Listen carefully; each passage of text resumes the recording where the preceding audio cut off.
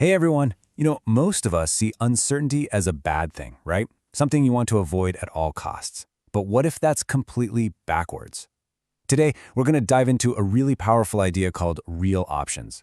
It's a way of thinking that totally reframes uncertainty, not as a threat, but as your single greatest source of opportunity.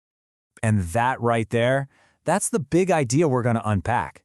In a world that's filled with unknowns, the ability to pivot, to adapt, to change your mind, well, that isn't just some nice-to-have skill.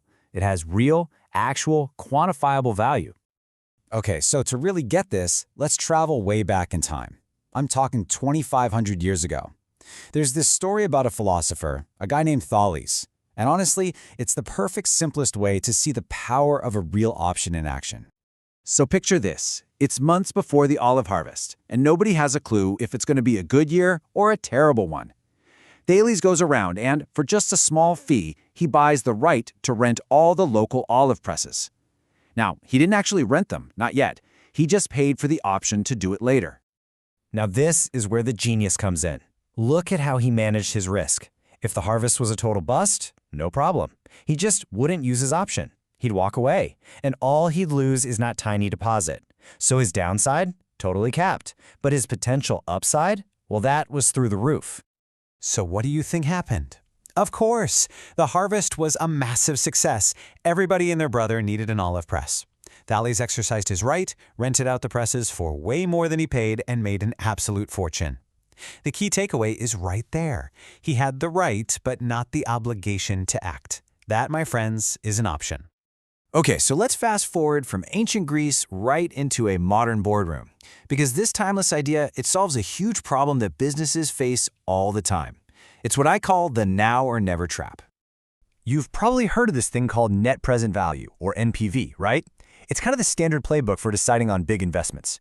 You map out all the money you think you'll make, you discount it to what it's worth today, and if the number's positive, it's a go. If it's negative, it's a no-go. Pretty straightforward. But here's the massive flaw in that thinking. Standard NPV treats every decision like it's now or never.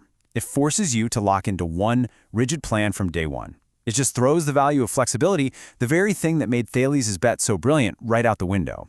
It totally ignores your power to wait, to learn, and to adapt as you get more information.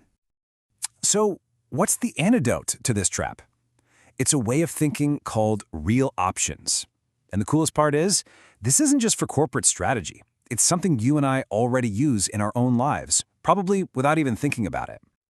This slide really lays out the whole shift in mindset. You see, the old NPV world sees uncertainty as the enemy.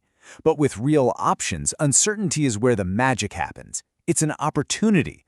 One way sees decisions as static, set in stone. The other sees them as dynamic, always evolving.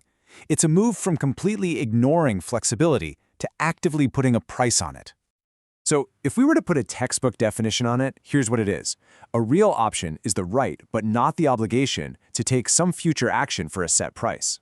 Sound familiar? That's exactly what Thales did with the olive presses.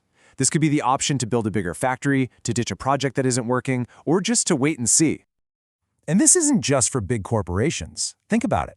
Getting a bachelor's degree? Yeah, it's a degree, but it's also buying you an option on a master's down the road. You have the option to put off buying a house while you save more money. And you always hold the option to abandon your old car and sell it if the repair bills start to get crazy. See? We use this logic all the time. Okay, this is all great in theory, but the billion-dollar question is, how do you actually put a price tag on flexibility? How do we get a real, hard number for one of these options? Let's take a look. Well, the way to do it is kind of cool. You actually work backward from the future. The best way to think about it is like ordering a 3-course meal. First, for your starter, you just map out all the different ways the future could go. Then, for the main dish, you look at each of those possible futures and decide what the smartest move would be.